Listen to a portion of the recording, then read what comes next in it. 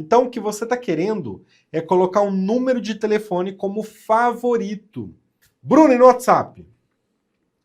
E no WhatsApp? No WhatsApp é assim, ó. Você abre o WhatsApp, aperta em cima do contato, por exemplo, aqui, ó, Hudson, aperta e segura o contato, ó, apertou, segura por 2 segundos, tira o dedo. Peraí, se você está chegando aqui agora, eu sou o Bruno e ajudo quem tem mais de 50 anos a mexer no celular sozinha, sem medo e sem depender de ninguém.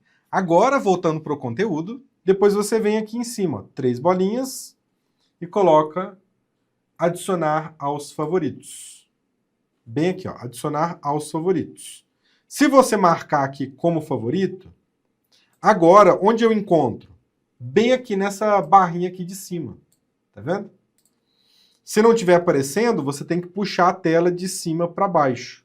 Aí aparece, tá? No meu caso, já fica disponível sempre.